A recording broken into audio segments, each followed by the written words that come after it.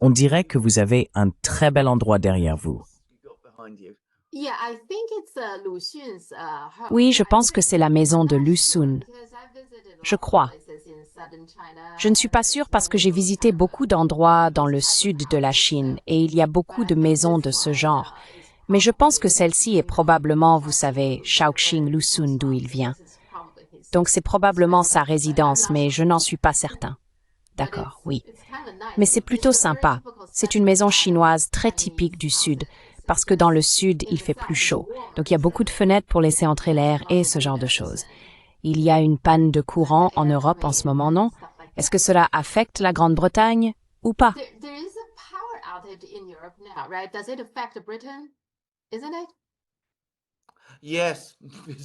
Oui, c'est la réponse. C'est probablement pour cela que j'ai du mal à passer. Mais tout cela est très inquiétant et ça pousse vraiment à se demander ce qui se passe en fait. Enfin bon, voilà. Je me posais la question. Je me demande si cela va affecter notre appel téléphonique. Mais bon. Non, eh bien pour le moment, nous sommes capables de nous parler.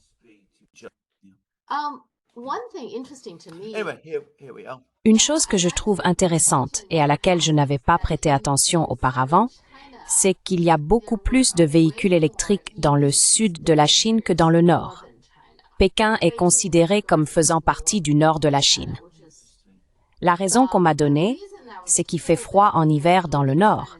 Donc, les gens ont peur que les batteries ne fonctionnent pas en hiver. Voilà pourquoi. Et peut-être à cause de cela, je trouve simplement que les villes du sud de la Chine sont beaucoup plus calmes. Donc, quand je suis retournée à Pékin, c'était beaucoup plus bruyant. Je n'y avais jamais pensé auparavant. Comme c'est intéressant.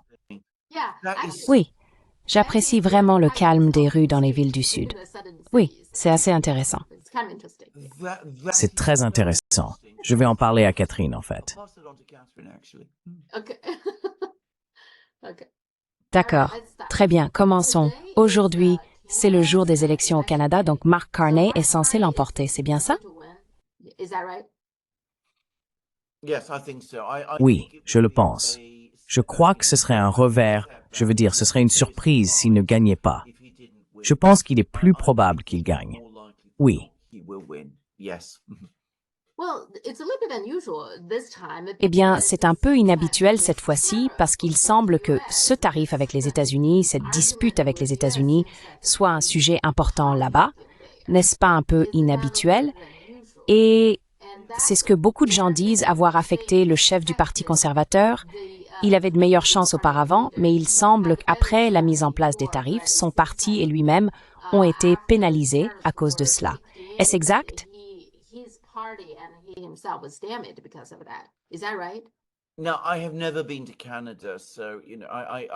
Je ne suis jamais allé au Canada.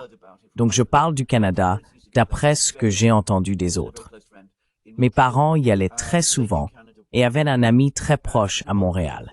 Ils connaissaient donc assez bien le Canada. Ce que j'ai entendu de tous ceux qui vont au Canada et y passent un certain temps, c'est que l'une des choses qui inquiète le plus les Canadiens, c'est d'être confondus avec les Américains. Qu'il existe en quelque sorte un biais structurel, si l'on veut, contre les États-Unis, parce que le Canada ne veut pas être absorbé par ce colosse juste au sud. Il y a donc une sorte de courant anti-américain profondément ancré dans leur système politique. Or, bien sûr, le grand paradoxe, c'est que si l'on parle du Canada, le Parti libéral sous Justin Trudeau a été ardemment pro-américain et néolibéral dans ses approches.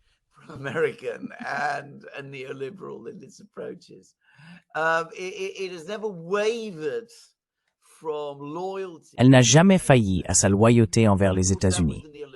Mais bien sûr, il s'agissait des États-Unis néolibéraux de l'ère Biden. Maintenant que ce sont, vous savez, les États-Unis de Trump, ce qui s'est passé, c'est que l'opinion libérale au Canada est restée fidèle au Parti libéral, mais elle a pu exploiter ce nationalisme anti-américain réflexe qui existe au Canada juste sous la surface. L'un des problèmes des conservateurs, c'est que même s'ils ont critiqué bon nombre des politiques des libéraux, ils n'ont jamais, bien sûr, été en aucune façon anti-américains. Ils ont même été encore plus farouchement pro-américains que les libéraux eux-mêmes. Donc, lorsqu'il y a une vague anti-américaine, ils ne sont pas en bonne position pour en tirer parti. Voilà.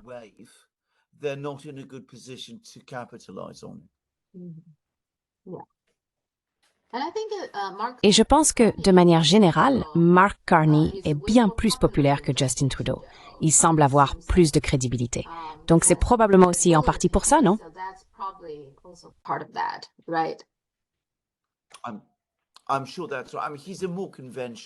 Je suis sûr que c'est exact. C'est une figure politique plus conventionnelle. Il a la réputation d'être un technocrate solide et efficace. Les gens sont souvent très impressionnés par les technocrates.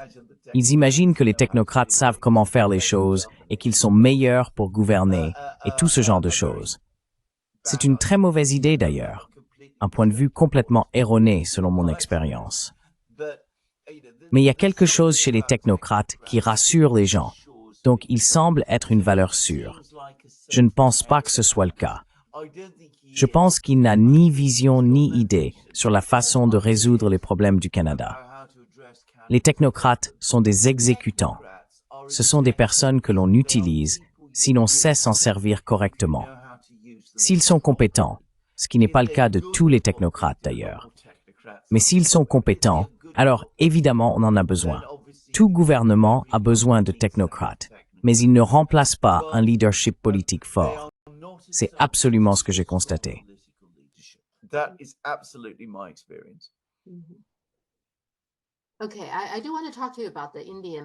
D'accord. Je voudrais vous parler de la situation entre l'Inde et le Pakistan, qui, comme vous pouvez l'imaginer, a suscité beaucoup d'attention en Chine.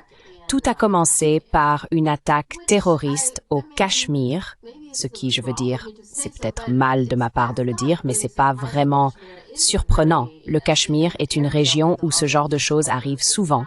Mais ce qui est surprenant, c'est que Modi, cette fois-ci, a semblé réagir très rapidement et très fermement. Il a rapidement décidé que le Pakistan était derrière tout ça, même s'il existe une organisation appelée le Front de la Résistance, qui avait déjà revendiqué l'attentat. Le Front de la Résistance, d'après ce que j'ai compris, est considéré comme une organisation terroriste au Pakistan.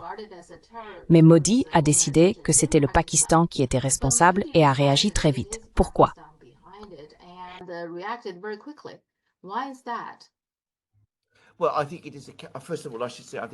Eh bien, je le pense.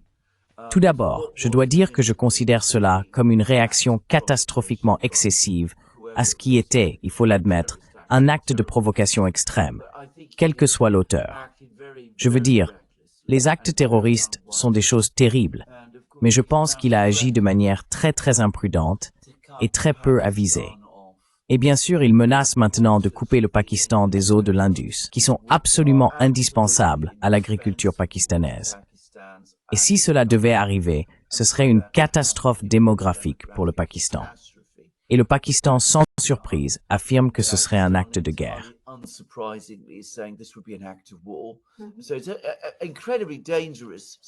C'est donc une situation extrêmement dangereuse dans l'ensemble. J'ajouterais, et vous l'avez évoqué, que la situation au Cachemire est violente et instable depuis aussi longtemps que je m'en souvienne, certainement tout au long de ma vie. Il y a eu une guerre entre l'Inde et le Pakistan au sujet du Cachemire en 1965. Il y a eu des conflits depuis lors. Parfois, la situation là-bas est devenue très grave, en partie à cause de la manière dont les forces de sécurité indiennes ont réagi aux manifestations au Cachemire, il faut le dire. Je ne suggère pas que l'autre camp, les forces de résistance, ait toujours agi de manière sage, appropriée ou correcte non plus d'ailleurs.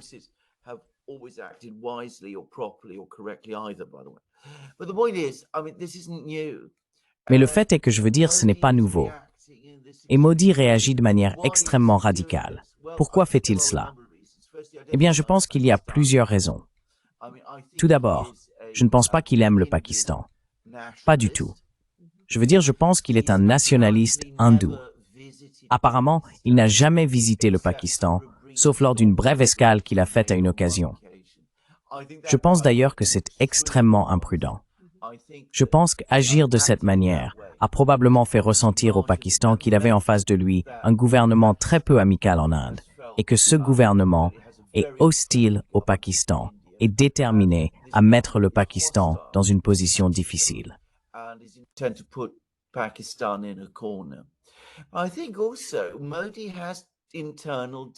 Je pense aussi que Modi a des problèmes internes, d'après ce que j'en comprends. Je veux dire, l'économie indienne a également été touchée par la flambée de l'inflation que nous avons connue ces dernières années. Cela a entamé la popularité de Modi, comme nous l'avons vu lors des élections législatives de l'année dernière. Il a réussi à former un gouvernement et il garde encore largement le contrôle. Mais il n'est peut-être plus un dirigeant aussi incontesté de l'Inde qu'il ne l'était auparavant. Et je pense qu'il sent probablement que son gouvernement subit beaucoup de pression en Inde et qu'il ne peut donc pas se permettre de risquer de perdre le soutien des nationalistes hindous, qui ne sont peut-être pas très nombreux en pourcentage de la société indienne, mais qui constituent une circonscription politique très importante au sein de son parti et du mouvement politique qu'il dirige.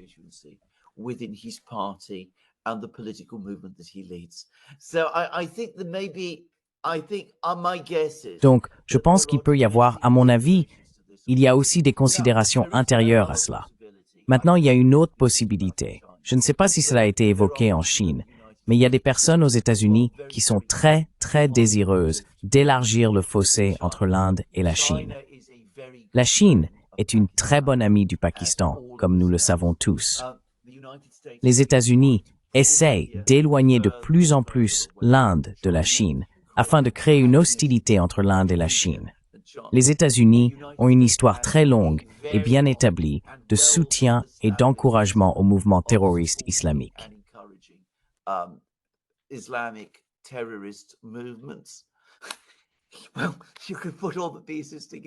Eh bien, on pourrait rassembler tous les éléments, créer un conflit entre l'Inde et le Pakistan.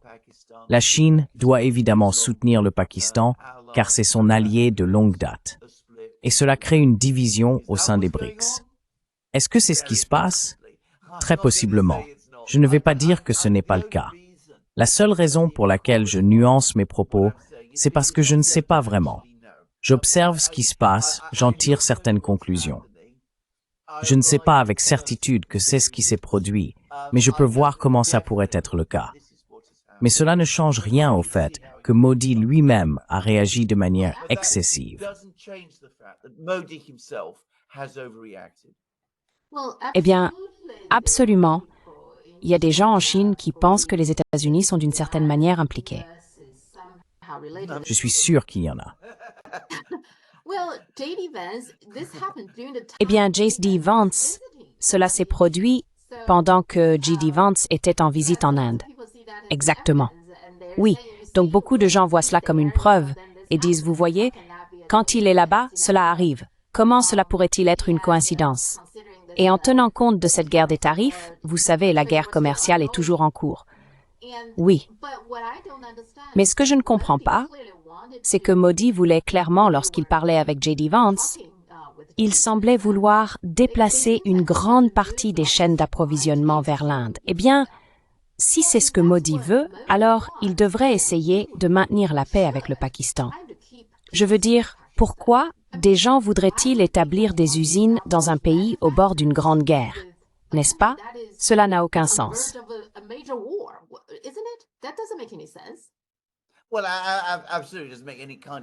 Eh bien, absolument, cela n'a aucun sens. Et bien sûr, on ne voudrait certainement pas provoquer une guerre nucléaire. Je veux dire, cela n'a absolument aucun sens. Je peux comprendre ce que les Américains pourraient chercher à faire si c'est bien ce qu'ils font. Je veux dire, pour eux, cela a une certaine logique. Pourquoi cela aurait du sens pour l'Inde? Ça, je ne le vois absolument pas.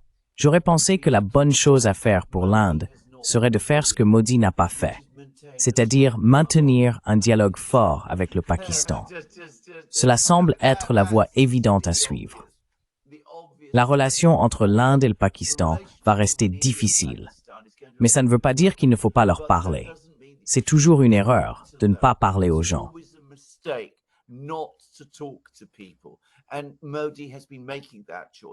Et Modi fait ce choix. J'ai d'ailleurs l'impression, à un certain niveau, que pour lui c'est une question viscérale. Il n'aime vraiment pas le Pakistan.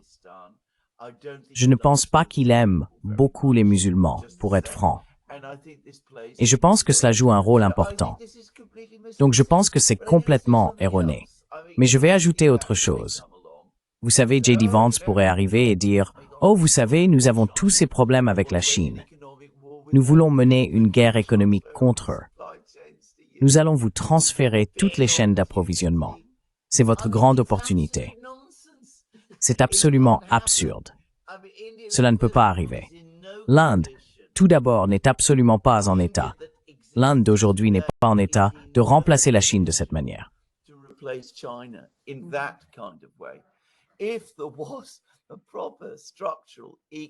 S'il existait un véritable plan économique structurel, eh bien, il serait peut-être possible d'y parvenir dans 20 ou 30 ans. Et cela, c'est si un tel plan existait. Si vous regardez l'Inde aujourd'hui, elle ne dispose pas de ce type de plan. Et apparemment, elle n'a pas non plus la capacité de le faire. Oh, nous avons parlé des technocrates il y a un instant. Je veux dire, un plan de ce genre nécessite un noyau extrêmement solide d'ingénieurs et de technocrates à très grande échelle. La Chine l'a. L'Inde, non. Maintenant, nous ne sommes pas dans la situation qui existait entre la Chine et les États-Unis à la fin des années 1980, lorsque les États-Unis possédaient toute cette industrie en interne et ont ensuite décidé de commencer à collaborer avec la Chine pour développer des chaînes d'approvisionnement.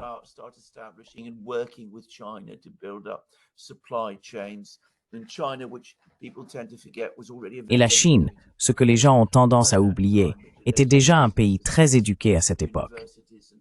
Elle disposait déjà de systèmes éducatifs, d'universités et d'ingénieurs, et était en mesure de s'appuyer sur tout cela pour développer ses propres industries, sa propre science et sa propre technologie. Ce n'est pas la situation de l'Inde aujourd'hui, ni celle des États-Unis. Les États-Unis ne sont pas en position de simplement transférer les chaînes d'approvisionnement d'un pays à un autre. Cela ne fonctionne pas comme ça.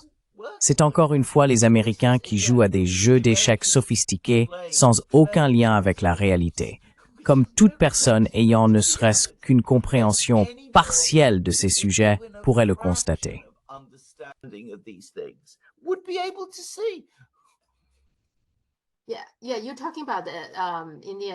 Oui, tu parles de ça.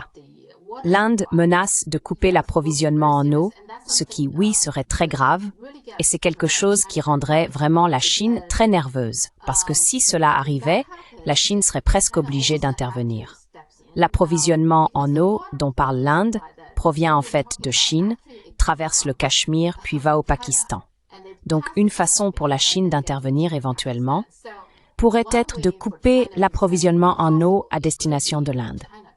Donc, maintenant, la situation risque de s'envenimer. Bien sûr, nous n'en sommes pas encore là, mais il y a eu des discussions à ce sujet. C'est une façon pour la Chine de s'impliquer, ce que, j'en suis sûre, le gouvernement chinois serait très réticent à faire.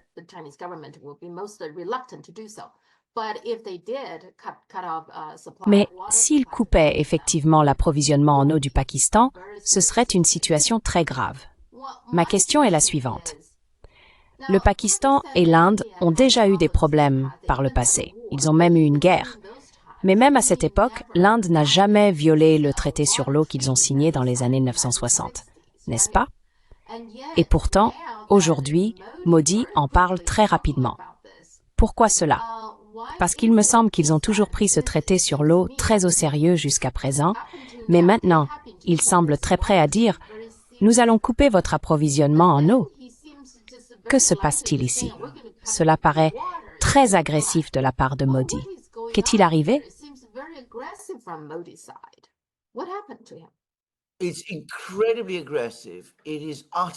C'est incroyablement agressif. C'est totalement irresponsable. Cela crée d'énormes tensions, de la peur et de l'inquiétude au Pakistan et pousse le Pakistan à menacer d'utiliser des armes nucléaires parce qu'il considère cela comme un acte de guerre. Mais ce qui rend cela complètement irresponsable, totalement irresponsable au point de l'absurdité, c'est que certains collègues indiens m'ont dit que l'Inde ne peut pas faire cela. En réalité, elle n'a pas les moyens de détourner l'eau de la manière dont Modi menace de le faire. La Chine le pourrait probablement, mais pas l'Inde. China probably does, but India doesn't. It doesn't have the Il n'a ni l'expertise ni la capacité de transférer ou de déplacer de l'eau d'un endroit à un autre. Il ne dispose pas des barrages, des ingénieurs, ni de tout ce qui est nécessaire à ce genre d'opération. Encore une fois, réaliser un tel projet prendrait des décennies. Alors pourquoi proférer une menace aussi vide, à la fois vide et incroyablement imprudente, qui va effrayer et déstabiliser le Pakistan et inquiéter la Chine? On a vraiment l'impression d'un Premier ministre qui perd le contrôle de toute cette situation.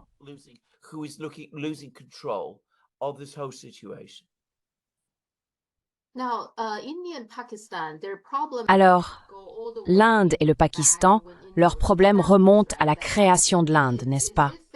Peut-on dire que depuis l'établissement de l'Inde, dont le Pakistan faisait autrefois partie, je suppose qu'au tout début, ils pensaient les garder ensemble, mais d'une manière ou d'une autre, le Pakistan s'est séparé et est devenu indépendant, donc distinct de l'Inde.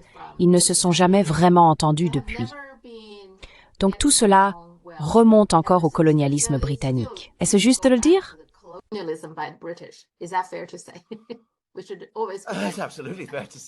C'est tout à fait juste de le dire. Je veux dire, si l'on remonte assez loin, on trouve les Britanniques à l'origine de bon nombre des problèmes du monde. Par exemple, certains des problèmes que la Chine a rencontrés. Je vais donner un exemple, le Tibet.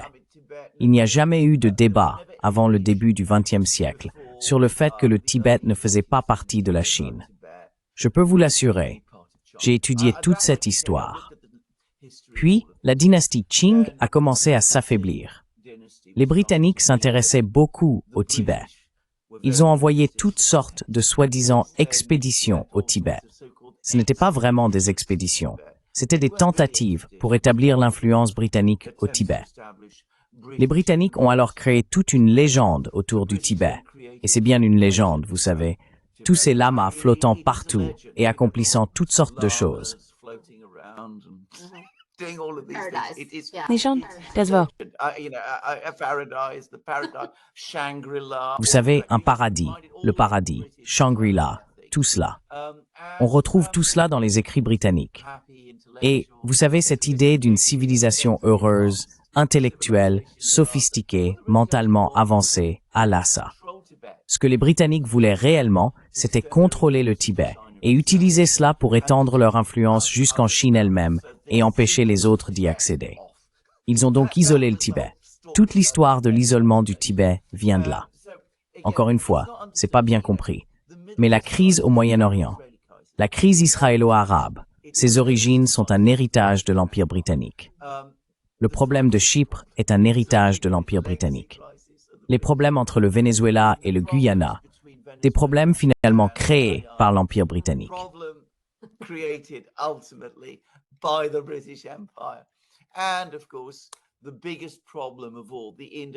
Et bien sûr, le plus grand problème de tous, le conflit indo-pakistanais.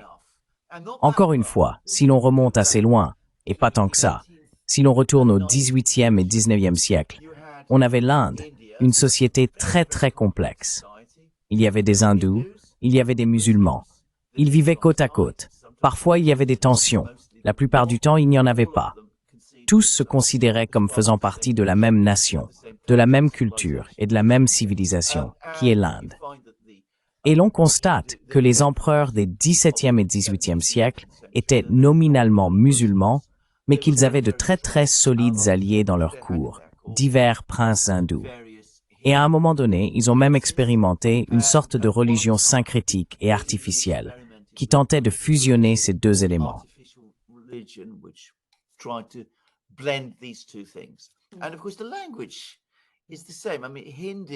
Et bien sûr, la langue est la même. Je veux dire, l'hindi en Inde et l'ourdou sont fondamentalement la même langue. L'hindi a été épuré des mots d'emprunt persans pour la rendre plus distante, si l'on veut. L'ourdou, la langue musulmane, est celle qui est encore parlée au Pakistan. Mais il y a un énorme chevauchement entre les deux. Et bien sûr, ils peuvent tous se comprendre. Maintenant, la raison pour laquelle cette division politique entre hindous et musulmans est apparue, c'est parce que les Britanniques l'ont encouragée. Ils ont appliqué une stratégie de diviser pour mieux régner lorsque le nationalisme indien a commencé à émerger au début du XXe siècle, lorsque la lutte anticolonialiste a commencé à se manifester en Inde. Anti-colonialist struggle began to appear in India. The British tried to divide it. Les Britanniques ont essayé de diviser le pays en séparant les musulmans, qu'ils avaient en grande partie soutenus, des hindous. Puis bien sûr, ils ont élaboré dans les années 1940 ce plan supplémentaire de partition. Et c'est de là que tout découle. C'est entièrement le produit de la politique britannique. Et les Britanniques, comme dans d'autres endroits du monde, ont laissé derrière eux une énorme bombe à retardement. Cela a été un désastre, car ce dont l'Inde et le Pakistan ont besoin, c'est de régler leurs différends, de devenir amis, de travailler ensemble et de prospérer. Mais cela n'est jamais arrivé. Le conflit entre eux a perduré. Et comme vous le dites, il ne s'est jamais vraiment résolu depuis la partition.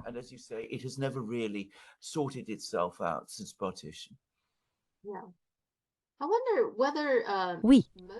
Je me demande si Modi est vraiment aussi audacieux pour proférer ce genre de menaces. Je me demande si cela n'a pas un lien avec le fait que nous avons vu pays après pays commettre des actes scandaleux en toute impunité. Les États-Unis ont fait exploser le Nord Stream.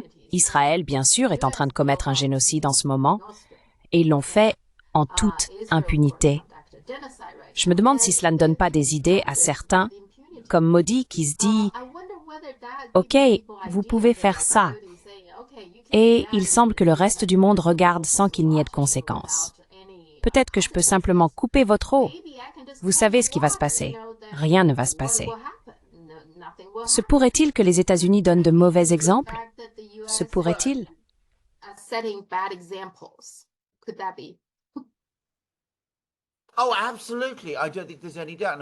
Oh, absolument. Je ne pense pas qu'il y ait le moindre doute.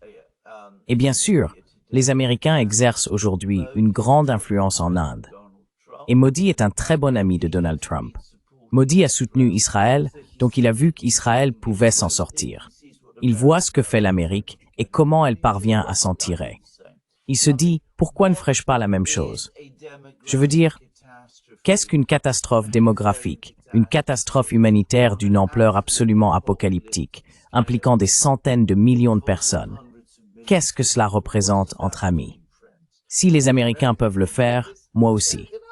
J'ai l'impression qu'ils n'aiment vraiment pas le Pakistan.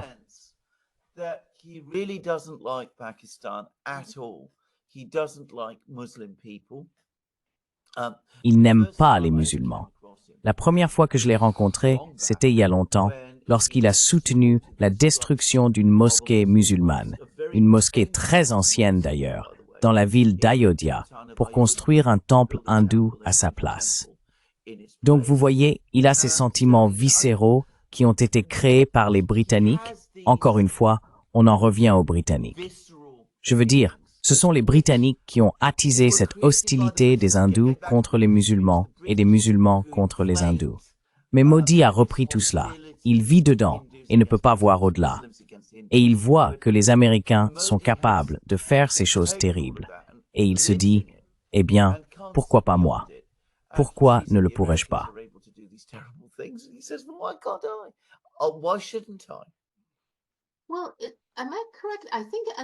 Eh bien, ai-je raison? Il me semble que sous Obama, pendant un certain temps, Modi était considéré comme une sorte de terroriste. Il n'était pas autorisé à entrer aux États-Unis parce qu'il avait fait quelque chose aux musulmans. Il a été très brutal. Je crois que c'est ce qui s'est passé. Je pense que, avant de devenir Premier ministre, il a dû faire quelque chose. Je ne me souviens plus de tous les détails. Mais pendant un moment, il était considéré comme une sorte de terroriste, je crois. Mais bien sûr, c'est différent, ma Chris.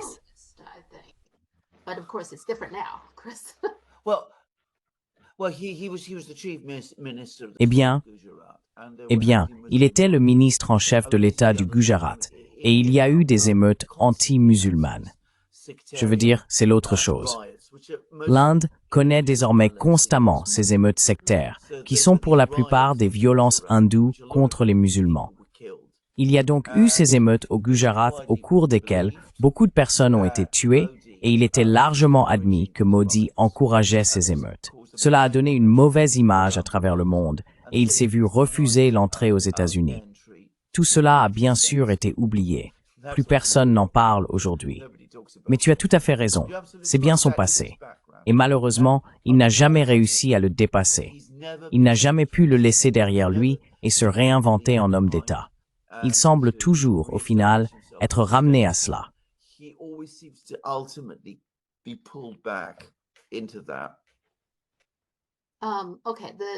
D'accord, la guerre commerciale, la guerre des tarifs, jusqu'à présent, il n'y a aucun accord commercial avec aucun pays. C'est bien ça? J'ai raison?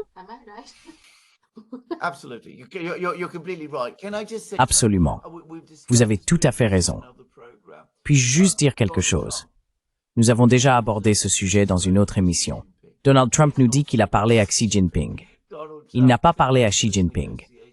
Donald Trump nous dit qu'il y a des négociations en cours avec la Chine. Il n'y a aucune négociation en cours avec la Chine. Donald Trump nous dit que 70 pays font la queue pour conclure des accords avec les États-Unis. Il n'existe absolument pas la moindre preuve que ce soit le cas. Donald Trump nous répète que la paix en Ukraine est imminente et que l'accord est presque finalisé et prêt à être signé. Il n'y a aucun signe de cela non plus. En fait, il y a eu toute une série de déclarations de la Russie qui remettent en cause tout cela. Donald Trump a cette habitude de présenter les choses comme si elles avançaient plus vite et plus loin et toujours dans son sens, que ce n'est réellement le cas.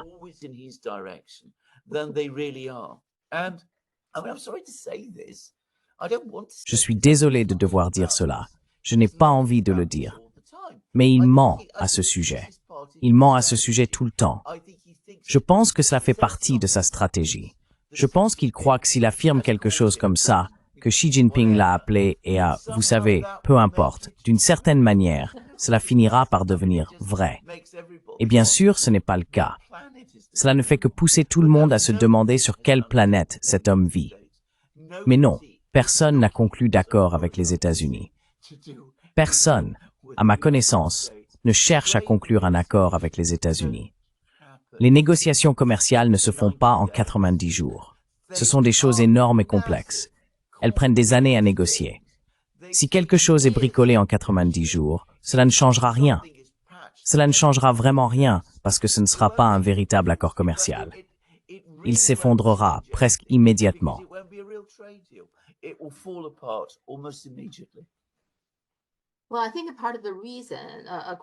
Eh bien, je pense qu'une partie de la raison, selon de nombreux analystes en Chine, c'est que sa stratégie, donner l'impression que Xi Jinping l'a déjà appelé ou quelque chose comme ça, est liée au fait qu'en ce moment, de nombreux pays observent la situation. Donc, ils ne prennent aucune initiative envers les États-Unis car tout le monde comprend qu'il s'agit de la Chine et des États-Unis. C'est le conflit entre la Chine et les États-Unis. Alors, pourquoi quelqu'un voudrait-il s'impliquer à ce stade? Ils attendent de voir qui prendra l'avantage.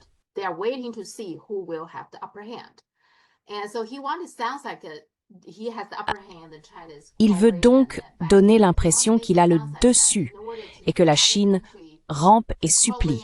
Il veut faire croire cela afin d'inciter d'autres pays à ramper et à le supplier, ce qui explique pourquoi la Chine dément très fermement.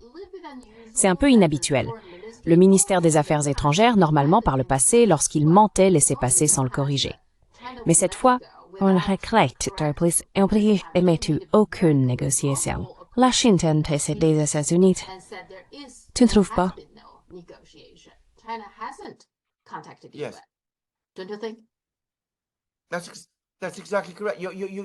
C'est tout à fait exact. Vous l'avez parfaitement formulé. Maintenant, cela a été présenté. Vous vous souvenez, nous en avons parlé auparavant.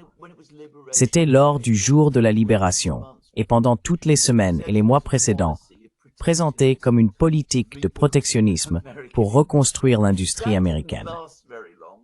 Cela n'a pas duré très longtemps. Environ 2 semaines plus tard, il était tout à fait évident qu'il s'agissait d'une politique visant à isoler et affaiblir la Chine. La rapidité avec laquelle on est passé de l'une à l'autre, ou, si vous préférez, la chute du masque, a été remarquable. Et encore une fois, on partait du principe que tous ces pays, désespérés de maintenir leur part de marché aux États-Unis, se précipiteraient pour s'aligner avec les États-Unis contre la Chine. Personne n'a planifié cela en profondeur. Personne n'y a vraiment réfléchi. Personne ne s'est demandé si c'était réellement un plan réalisable ou applicable.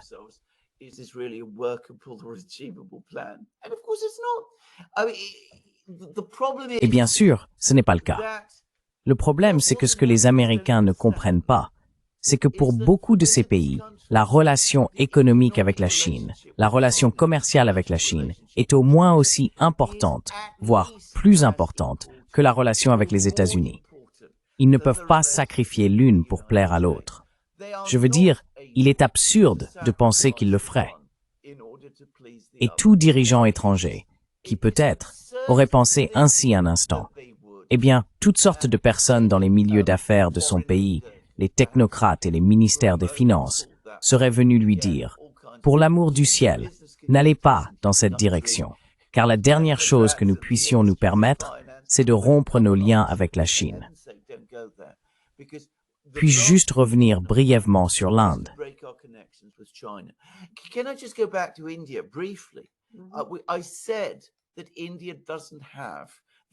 J'ai dit que l'Inde ne dispose pas de l'infrastructure, de la base industrielle, des compétences technocratiques, de la science ou de l'ingénierie nécessaires pour combler le vide qui serait créé si la Chine ne fournissait plus tout cela au monde aujourd'hui. Le seul pays qui peut aider l'Inde à acquérir toutes ces choses, c'est la Chine. Ce n'est pas les États-Unis, c'est la Chine qui sait comment construire des routes, des chemins de fer, organiser les systèmes postaux, développer les communications, faire tout ce genre de choses. Donc l'Inde ne peut pas répondre aux attentes des Américains à moins de se rapprocher de la Chine et de collaborer avec elle pour développer son économie et atteindre ce niveau. C'est quelque chose que les Américains n'ont jamais compris et ne peuvent pas comprendre, car je ne pense pas qu'ils comprennent vraiment comment fonctionnent les économies modernes.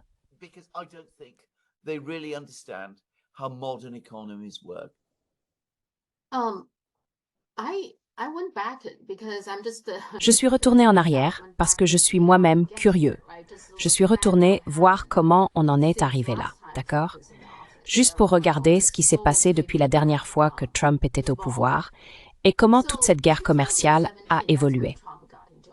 Donc 2017, c'est là que Trump est arrivé au pouvoir et que Xi Jinping a visité Mar-a-Lago en avril 2017. Ils ont lancé ce qu'ils appelaient un plan sur 100 jours, qui consistait à ce que la Chine achète des produits aux États-Unis.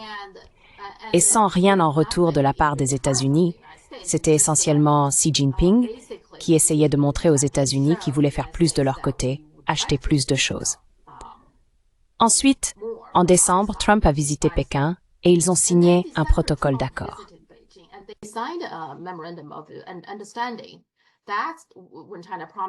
C'est à ce moment-là que la Chine a promis d'acheter pour 250 milliards de dollars de produits américains, notamment du soja, du bœuf et tout ce qui s'ensuit, des avions et ce genre de choses. Mais peu de temps après, en mars 2018, Trump a annoncé des droits de douane sur 50 milliards de dollars de produits chinois, comme ça, alors qu'il venait tout juste de signer le protocole d'accord. Mais Trump a commencé à imposer des droits de douane. Le début officiel de la guerre commerciale est généralement considéré comme le 6 juillet 2018. C'est à ce moment-là que Trump a imposé un tarif de 25% sur 34 milliards de dollars de produits chinois. En août de cette même année, 2018, ils ont interdit Huawei. Et le 1er décembre 2018, ils ont arrêté Meng Wanzhou.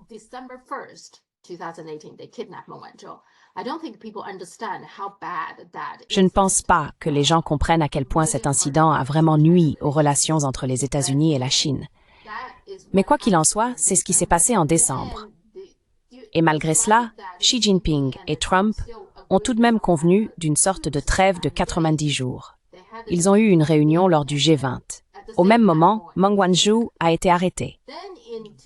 Puis, en mai 2019, peu après cette trêve, Trump a annoncé une nouvelle augmentation des droits de douane, passant de 10% à 25% sur 200 milliards de dollars de produits chinois.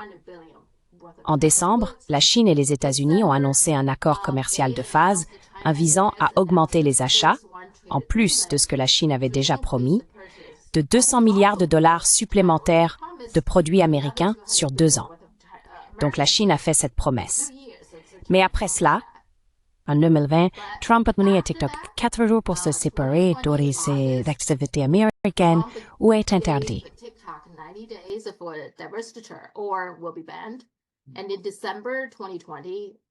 Et en décembre 2020, Trump a sanctionné SMIC et ZTE, vous savez, des entreprises technologiques chinoises. Donc vous voyez ce processus, n'est-ce pas? Si on revient à la façon dont tout cela s'est développé, il me semble que la Chine n'a cessé de céder.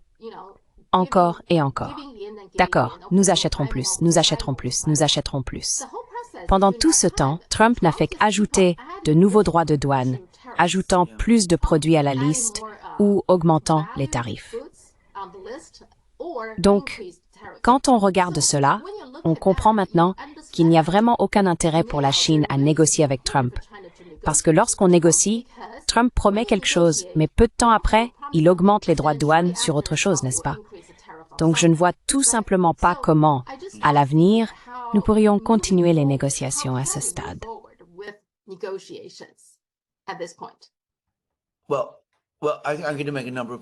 Eh bien, je vais soulever plusieurs points. Tout d'abord, je pense que vous avez accompli un travail extraordinaire, si je puis me permettre. Et je pense, Sophia, qu'il serait peut-être judicieux de publier cette chronologie d'une manière ou d'une autre, car elle est vraiment très, très éclairante. Je ne sais pas si vous êtes sur X, par exemple, mais cela pourrait être utile que les gens la voient. Ce n'était qu'un premier petit point que je voulais soulever. Le second, c'est ce que vous venez de dire, à propos du fait que vous donnez, donnez et donnez aux Américains, et qu'eux ne font que prendre, prendre et prendre, sans jamais rien rendre en retour. Au contraire, ils reviennent et exigent encore plus. Eh bien, cela ne vous surprendra pas si je vous dis que beaucoup de gens en Russie m'ont dit exactement la même chose.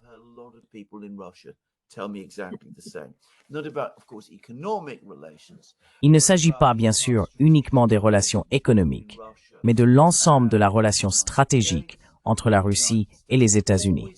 Les États-Unis avaient toujours l'habitude de venir dire à l'Union soviétique, d'abord, puis à la Russie ensuite, « Eh bien, vous savez, nous voulons être de bons amis avec vous, mais il faut que vous concédiez ceci et que vous concédiez cela. » Et ensuite, les Russes font cette concession afin de développer la relation. Puis les États-Unis disent, « Eh bien, c'est très bien que vous ayez fait cela, mais il faut accepter encore plus. » Jusqu'à ce qu'on arrive finalement à la situation, essentiellement à l'automne 2021, où les Russes ont dit « Assez, nous ne pouvons pas continuer à céder tout le temps. » Je pense que la Chine a traversé exactement le même processus. Et en partie, c'est intentionnel. Je veux dire, les Américains fonctionnent de cette manière. Ils appliquent ce qu'ils appellent eux-mêmes des tactiques du salami.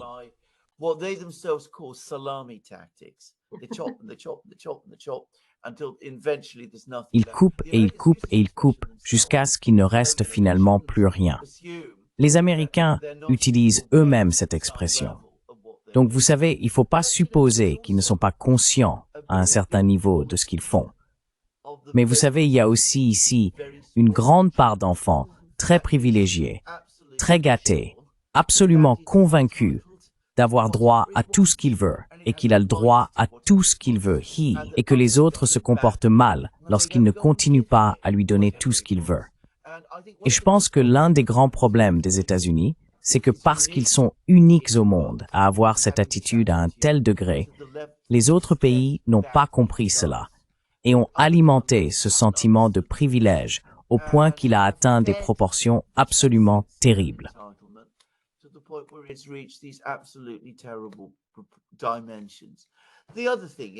that the Americans always break. L'autre chose, c'est que les Américains ne tiennent jamais parole.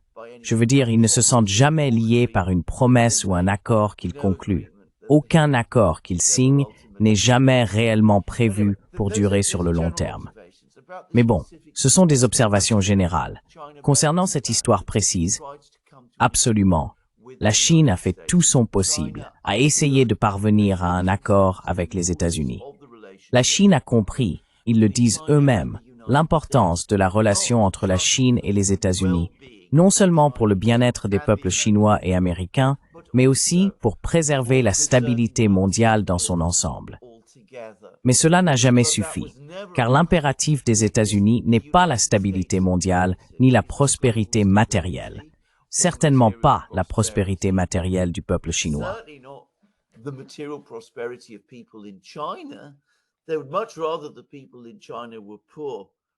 Ils préféreraient, de loin, que le peuple chinois soit pauvre plutôt que riche. Ce que les États-Unis veulent, c'est rester toujours et indéfiniment la première puissance mondiale. Et c'est la priorité que suivent tous les dirigeants américains, y compris Donald Trump. Il lui arrive donc parfois de s'entendre avec certains dirigeants chinois, Xi Jinping, par exemple.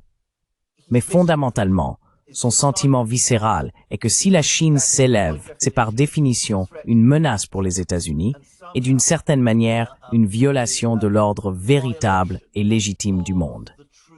Et que les États-Unis n'ont pas seulement le droit, mais même l'obligation de s'y opposer. Et ce sentiment est très largement répandu aux États-Unis.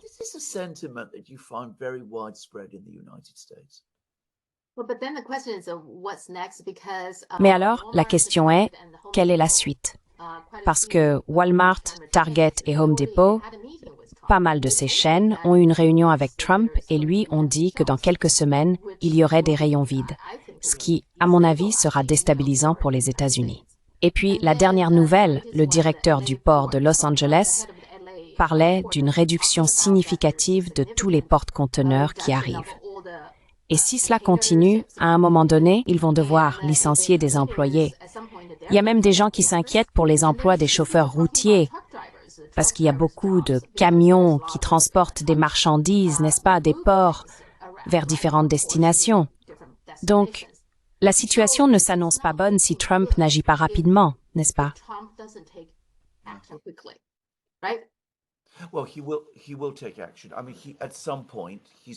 Eh bien, il va agir. Je veux dire, à un moment donné, il va devoir faire marche arrière. Cela va finalement saper l'économie de sa propre base électorale. Je pense que Trump le comprend, et il devra reculer sur ce point, et il en subira des conséquences politiques. Au-delà de cela, il a ruiné ses chances d'entretenir une bonne relation avec la Chine, car les dirigeants chinois ont vu ce qu'il a fait et ne lui feront plus jamais confiance. C'est donc une grave erreur de sa part. Oui, il devra reculer. À l'avenir, il devra traiter avec la Chine à partir d'une position beaucoup plus faible, car la Chine aura mis sa menace à l'épreuve. Vous vous souvenez de ce que je dis toujours? Il ne faut jamais bluffer la Chine. Le bluff est toujours démasqué. La Chine aura mis son bluff à l'épreuve.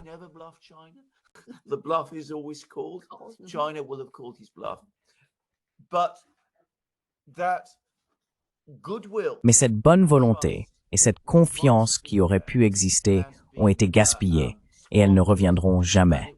Je veux dire ceci.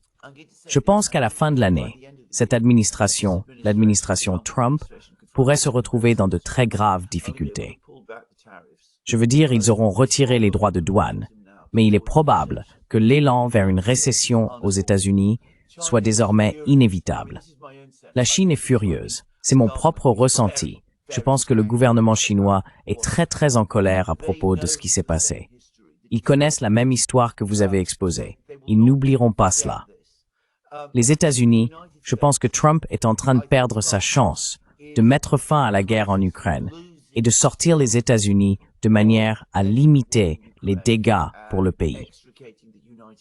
Il a lui-même admis dans un post sur Truth Social que la guerre est en train d'être perdue, ce qui rend la situation encore plus étrange. Il est tout à fait probable que nous assistions également à une grande percée russe d'ici la fin de l'année. Je ne serais pas surpris que d'ici la fin de l'année, les États-Unis, l'administration Trump, se retrouvent en crise. Et c'est entièrement à cause des erreurs grossières qu'ils ont commises. Ce qui se passe en Ukraine, on pourrait dire, ne va pas trop inquiéter les Américains. Le fait qu'il y ait des problèmes dans l'économie et potentiellement des pénuries chez Walmart, ça va inquiéter énormément de monde.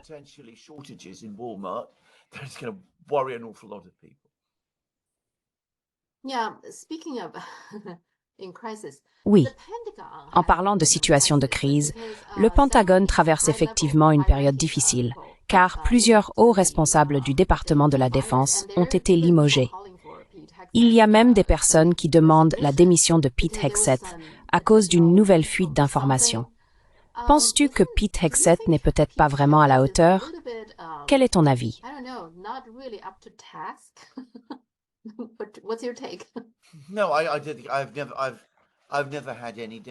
Non, je n'ai jamais eu le moindre doute à ce sujet. Je veux dire, il est complètement dépassé. C'était une personnalité de la télévision, pour le dire franchement. On parle ici de la bureaucratie la plus compliquée, la plus inextricable des États-Unis et peut-être même du monde. Et on confie sa direction à quelqu'un comme Hegseth. C'était un désastre que beaucoup de gens pouvaient parfaitement prévoir. Pour l'instant, Trump soutient Hegseth. Et je pense qu'à ce stade, Hegseth est en sécurité. Mais on voit déjà tous les signes de désorganisation et de conflit, des tentatives pour éliminer les excès, des purges en cours et toutes sortes de choses au Pentagone.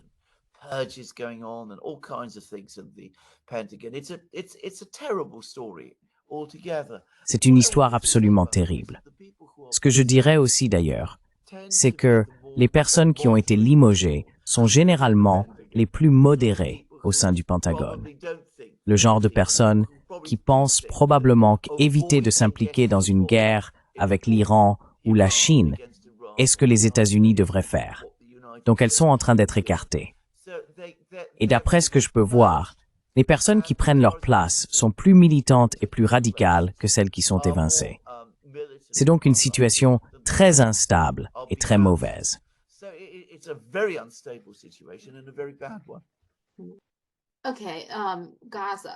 D'accord, Gaza.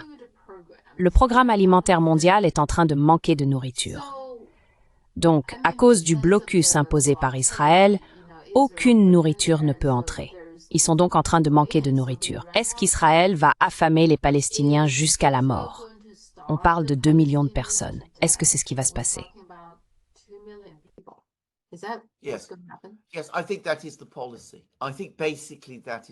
Oui, je pense que c'est la politique. Je pense fondamentalement que c'est la politique. Je ne pense pas qu'ils s'attendent à ce que les habitants de Gaza meurent de faim, parce que je crois qu'ils espèrent qu'en créant des conditions intenables pour eux, ils les pousseront à partir. C'est le plus grand crime qui a été commis, à mon avis, certainement depuis, certains diraient le Rwanda, je dirais même au-delà. Et cela se fait au vu et au su de tous. C'est incroyablement déprimant et terrible que cela se produise. Et les États-Unis le soutiennent.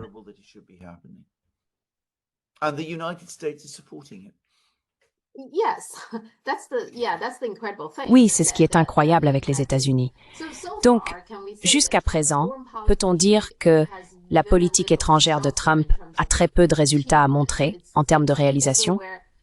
On dirait que partout où il essaie d'agir, il n'arrive pas à atteindre l'objectif qu'il s'était fixé, celui qu'il poursuivait.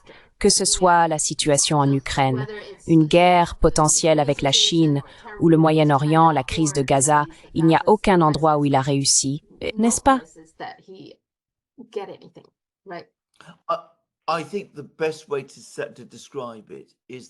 Je pense que la meilleure façon de le décrire, c'est que Donald Trump a hérité de Joe Biden d'une situation déjà très mauvaise et qu'il a passé les 100 derniers jours à l'aggraver considérablement. C'est ainsi que je le décrirais. Il y avait déjà une guerre en train d'être perdue en Ukraine, mais la manière dont la diplomatie a été mal gérée risque de rendre la rupture avec la Russie absolument définitive pour les États-Unis et de renforcer la détermination russe à obtenir une victoire militaire en Ukraine. La guerre terfers ak hawiskom gishins, mitskani kanov ter tund. Let's not even call it a tariff war. It is an economic war. It was an attempt to impose an economic. C'est une guerre économique. C'était une tentative d'imposer un blocus économique à la Chine. Je veux dire, c'est bien ce que c'était. Cela s'est retourné contre ses auteurs de façon désastreuse. Cela a nui à l'image internationale des États-Unis. Cela va probablement, à terme, plonger les États-Unis dans une récession et affaiblir la position politique de Trump au sein même des États-Unis. L'horreur de Gaza entraîne les États-Unis et tout l'Occident dans un abîme politique et moral. Je veux dire, c'est le pire que l'on ait vu. Je remonterai même jusqu'à la Seconde Guerre mondiale.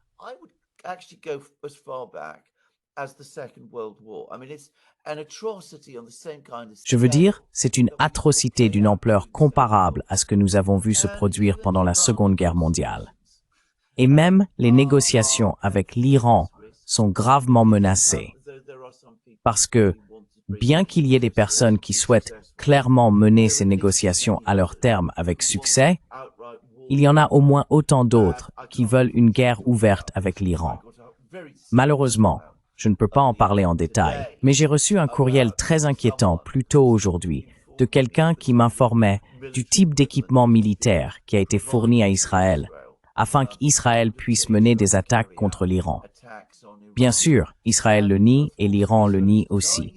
Mais nous avons eu cette grosse explosion dans le port iranien. C'était probablement un accident, mais nous ne pouvons pas en être totalement certains.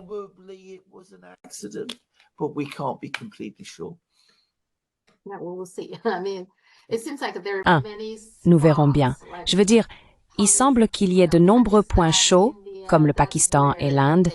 C'est une situation dangereuse. Et puis le Moyen-Orient, vous savez. Et au milieu de tout cela, la Chine et les États-Unis, ce devrait être le moment où la Chine et les États-Unis travaillent ensemble, non, pour résoudre ces problèmes. Mais vous savez, ils ne se parlent pas, donc...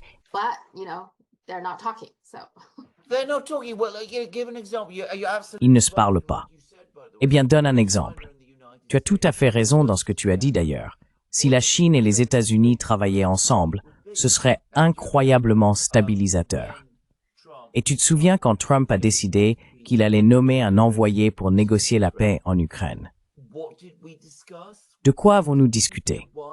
Nous avons discuté de savoir s'il serait judicieux dans ce cas que cet envoyé, qui qu'il soit, rencontre Li Wei pour voir s'il serait possible de convenir d'une approche commune entre la Chine et les États-Unis afin de faire avancer le processus. Eh bien, comme nous l'avons vu, cette possibilité n'a même pas été envisagée, ni même discutée.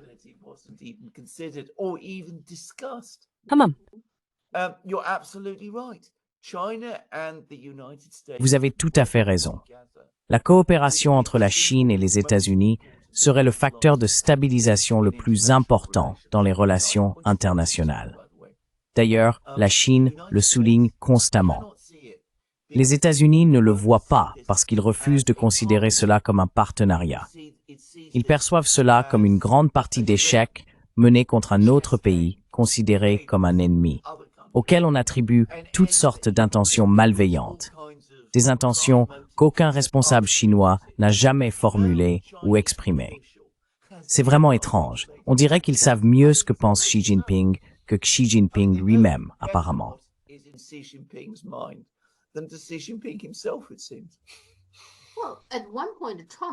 Eh bien, à un moment donné, Trump lui-même a dit « Si la Chine et les États-Unis travaillent ensemble, nous pouvons résoudre tous les problèmes du monde » ou quelque chose comme ça au début de son mandat. Mais je ne sais pas pourquoi il n'a pas agi en ce sens.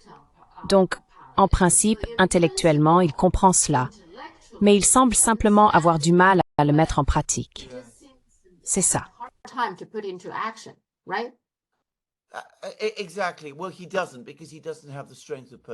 Exactement. Eh bien, il ne le fait pas, parce qu'il n'a pas la force de caractère ni la constance nécessaire pour cela. Le seul président, à mon avis, qui avait cette compréhension qu'il faut travailler avec les autres pour faire avancer un programme de paix mondial, c'était Kennedy. Et bien sûr, il a été assassiné. Nixon l'avait dans une certaine mesure. Mais Nixon était un homme extrêmement complexe, et son approche de la politique étrangère était finalement très manipulatrice. Il s'agissait avant tout de maintenir la prééminence des États-Unis, au final. Donc, même s'il comprenait qu'il fallait conclure des accords et travailler avec l'autre camp, il n'a jamais vraiment développé cette vision de stabiliser le monde et d'atteindre la paix que Kennedy avait brièvement acquise au début des années 60, mais qu'il n'a d'ailleurs jamais étendu à la Chine. Kennedy pensait aux Russes, mais il n'a jamais vraiment réfléchi à la Chine. Mais alors, de façon incroyable, très peu de gens y pensaient à cette époque.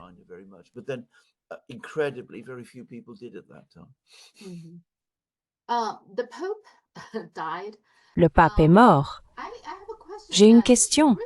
La Grande-Bretagne était autrefois catholique, n'est-ce pas? C'est vrai? Est-ce à cause d'Henri III? Il voulait pouvoir divorcer, mais si vous êtes catholique, vous ne pouvez pas divorcer. C'est pour cette raison qu'ils ont quitté l'Église catholique. C'est bien ça?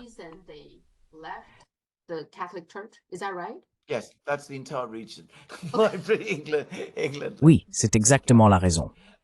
L'Angleterre a quitté l'Église catholique. Henry White, qui était notre roi au début du XVIe siècle, à l'époque où la dynastie Ming était à son apogée en Chine, était un roi très puissant.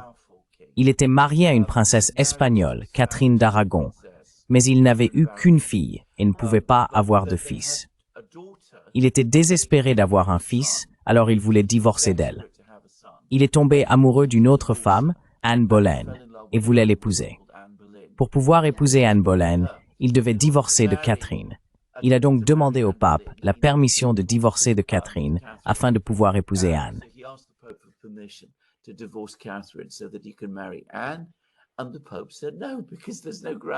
Et le pape a dit non, car il n'y avait aucun motif de divorce. Je veux dire, Henri a inventé toutes sortes d'arguments juridiques compliqués pour justifier son divorce avec Catherine, auxquels il a probablement fini par croire lui-même, d'ailleurs. Mais personne, je pense, ne les prend vraiment au sérieux aujourd'hui. Quoi qu'il en soit, il a avancé tous ses arguments juridiques. Le pape a dit non. Et donc, Henri, qui était un homme très égoïste, égocentrique et vaniteux, n'a pas accepté et a dit « Très bien, si le pape ne veut pas me donner de divorce, je me l'accorderai moi-même et je vais simplement retirer l'Angleterre de l'Église catholique. » Et c'est ainsi que l'Angleterre est devenue protestante. C'est aussi insensé, aussi absurde que cela.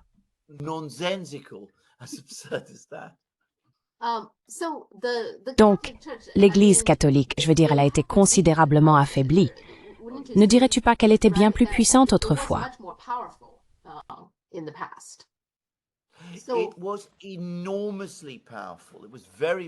C'était extrêmement puissant. C'était vraiment, vraiment puissant pendant mon enfance.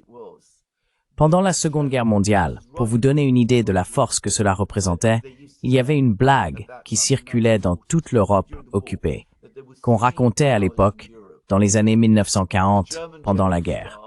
Il y avait 3 puissances en Europe. L'état-major allemand, le Parti communiste et l'Église catholique. Voilà quelles étaient les 3 puissances. Donc vous voyez, c'était une force énorme, je m'en souviens très très bien.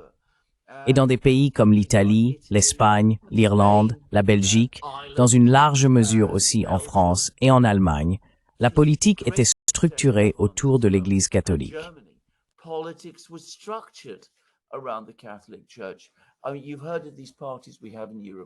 Je veux dire, vous avez entendu parler de ces partis que nous avons en Europe appelés les démocrates chrétiens. Il y a les démocrates chrétiens en Allemagne et les démocrates chrétiens en Italie. Ils ont été créés par l'Église catholique après la Seconde Guerre mondiale comme véhicule politique du catholicisme. Cela vous donne une idée de l'importance que cela avait. Et cela faisait absolument partie de la vie culturelle, intellectuelle, politique et sociale de l'Europe, et ce depuis des milliers d'années. Maintenant, ce qui est extraordinaire, c'est de voir comment ce pouvoir colossal, qui était encore si fort à la fin des années 1960 et au début des années 1970, s'est effondré à ce point.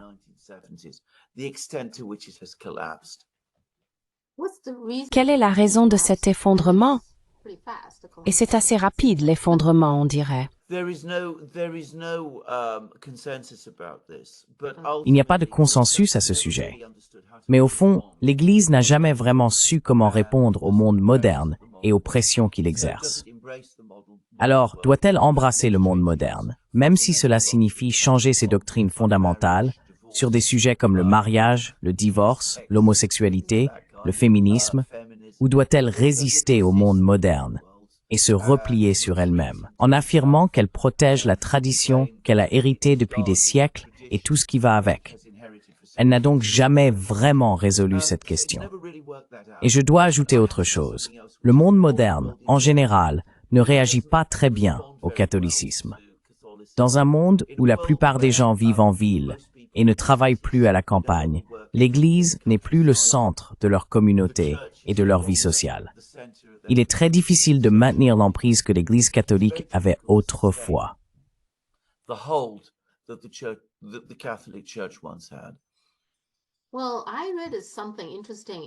Eh bien, j'ai lu quelque chose d'intéressant. Une partie de la raison pour laquelle de nombreux conservateurs américains, beaucoup d'entre eux très religieux, détestent l'éducation publique, c'est qu'ils pensent que les écoles publiques ont remplacé l'Église. Avant, c'était l'Église qui était au centre. Tout tournait autour de l'Église. Les membres de l'Église se retrouvaient et faisaient beaucoup de choses ensemble. Mais ensuite, avec l'apparition des écoles publiques, c'est l'école qui est devenue le lieu central, parce que c'est là qu'on envoie ses enfants, qu'on apprend à connaître d'autres familles et qu'on se réunit autour du calendrier et des activités scolaires. Donc, d'après ce que j'ai compris, c'est l'une des raisons pour lesquelles de nombreux évangéliques conservateurs n'aiment pas les écoles publiques. N'est-ce pas intéressant? Je trouve ça intéressant.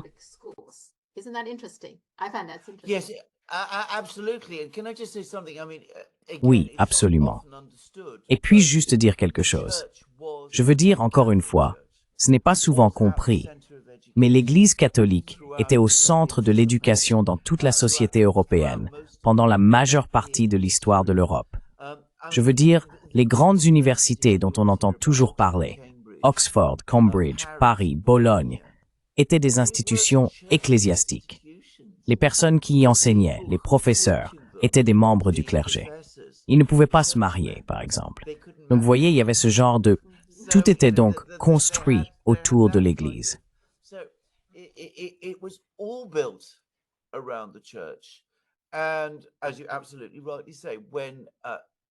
Et comme vous le dites tout à fait justement, lorsque l'Europe a commencé à évoluer vers, et pas seulement l'Europe, mais l'Occident en général, une éducation fournie par l'État, alors l'éducation n'était plus dispensée par l'Église, et les gens ne recevaient plus leur message à travers l'Église comme auparavant. Je veux dire quelque chose. Je pense que l'effondrement de l'Église, et même du christianisme, a laissé un immense vide au sein de la société occidentale. Il est difficile d'expliquer à quel point ce vide existe.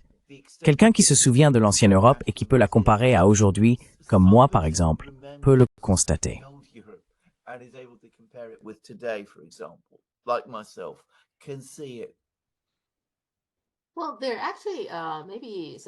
Eh bien, il y a en fait, peut-être de façon surprenante, pas mal de membres d'églises, je veux dire de personnes religieuses, en Chine. J'ai même visité une église catholique lorsque j'étais à Pékin. Pas cette fois-ci, mais lors de visites précédentes, c'était le week-end et elle était assez remplie. Cette église-là, en particulier, est une église catholique. Les gens pensent qu'en Chine, on n'autorise pas la liberté religieuse. Mais en réalité, c'est le cas. Tant que vous ne créez pas de problème, n'est-ce pas? Tant que vous ne critiquez pas fortement le gouvernement ou que vous ne protestez pas contre tout. Tant qu'ils ne font pas cela, je ne pense pas que le gouvernement s'en soucie vraiment. Ils fournissent même, dans certains cas, des fonds pour restaurer et réparer de vieilles églises. Ils font ce genre de choses, juste pour que vous le sachiez.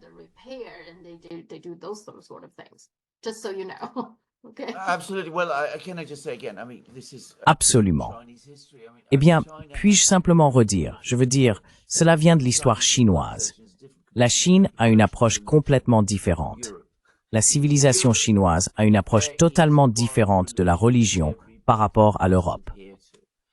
En Europe, il y a une religion à laquelle tout le monde doit adhérer, et il y a une doctrine qui fait partie de cette religion. Je veux dire, le concept d'hérésie, par exemple, n'existe pas en Chine.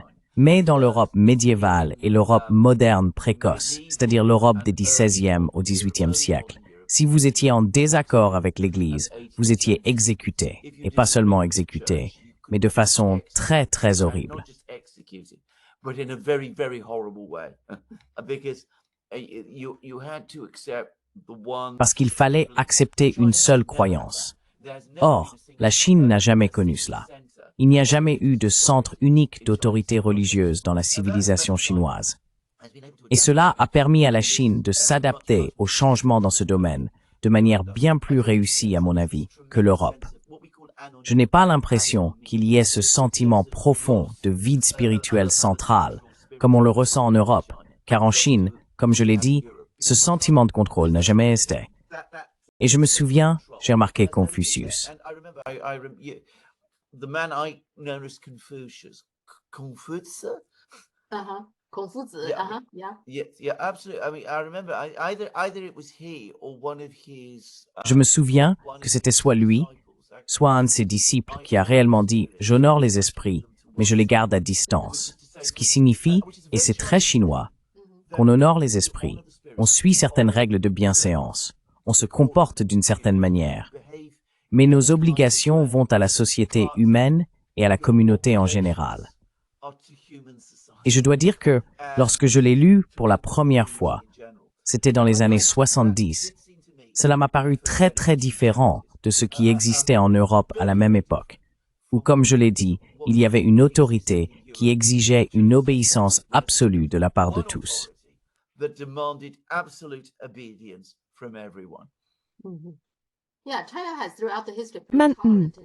Oui, la Chine a, tout au long de son histoire, été assez tolérante en matière de croyances religieuses.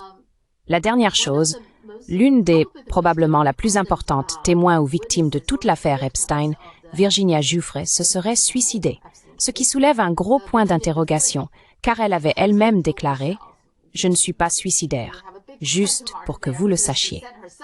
Elle a dit cela il n'y a pas si longtemps. C'est elle qui a causé des ennuis au prince Andrew, n'est-ce pas? Et le prince Andrew l'a clairement violée ou quelque chose comme ça.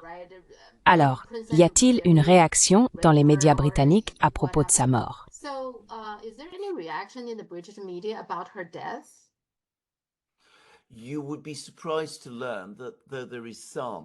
Vous seriez surpris d'apprendre que, bien qu'il y ait une certaine couverture médiatique, elle reste plutôt discrète. On aurait pu penser que, puisqu'il s'agissait du fils de la défunte reine, du frère du roi actuel, cela ferait la une des journaux. Ce n'est pas le cas. Ils ne veulent pas en parler. Je dois dire que c'est une fin très triste pour une vie, et une vie très triste. Et un autre exemple de ce chapitre horrible qu'a été toute l'affaire Epstein. Je veux dire, les témoins meurent tous maintenant. Epstein lui-même a été Epsteined, comme j'ai entendu certains le dire, dans une pendaison mystérieuse et tout ça. Trump parlait de publier toutes les informations de l'affaire. La liste, qu'est-il advenu de cela?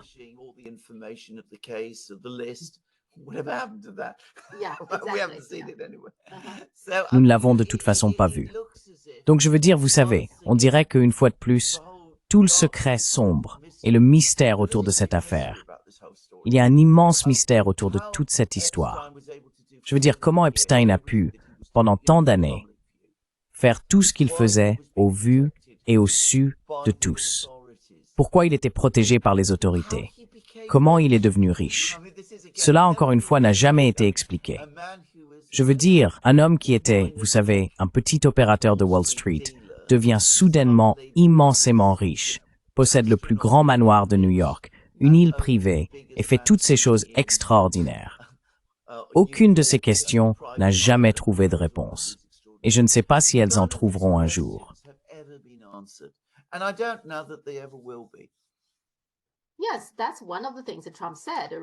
Oui, c'est l'une des choses que Trump a dites, non? Et nous savons que Epstein a pris beaucoup de vidéos. Alors qu'est-il arrivé à toutes ces vidéos? Ils ont effectivement confisqué beaucoup de choses. Nous savons que le FBI s'est rendu à sa résidence à New York et bien sûr sur la fameuse île. Donc ils ont beaucoup de choses. Qu'est-il arrivé à tout cela, n'est-ce pas? Les enregistrements et j'imagine les photos ou autres. Mais on n'en entend jamais parler. Donc, ce sera juste un autre mystère, je suppose. So it will be just another mystery, I guess. Well, my own guess is that they've all been destroyed. Eh bien, je pense personnellement que tout a été détruit. C'est mon avis. Je crois qu'à ce stade, tout ce matériel est considéré comme tellement dangereux qu'il a été détruit afin de protéger les différentes personnes puissantes impliquées dans les agissements d'Epstein. Mais le résultat, c'est que nous n'aurons jamais de vraies réponses. Ce mystère ne sera jamais résolu. Les rares personnes qui ont eu le courage de s'exprimer après avoir vu ce qui est arrivé à Jeffrey auront probablement très peur de le faire maintenant. Et donc, le silence va s'installer. Et je vais faire une prédiction. Dans quelques années, plus personne ne parlera de cette affaire. Oui, puis le prince Andrew s'en est juste sorti, non? Même si, absolument pas. Okay, because D'accord. Je veux dire, il est toujours libre. Il reste un homme immensément privilégié et très très riche. Il est déshonoré. Il l'est vraiment. Mais il reste un prince. Sa vie continue comme toujours. that's very typical, right? That, Et c'est très typique, n'est-ce pas? Même si nous obtenons beaucoup d'informations grâce à ces procès civils au tribunal, il y a beaucoup de choses que l'on peut lire et des noms sont cités, mais il ne leur arrive rien. Donc encore une fois, les gens agissent en toute impunité. with impunity. People just doing things with impunity. Yeah. Exactement, exactement. Okay. D'accord, sur cette note positive. Notre triste, oui. All right. Très bien. Merci beaucoup. Au revoir. Adieu. Adieu. Bye.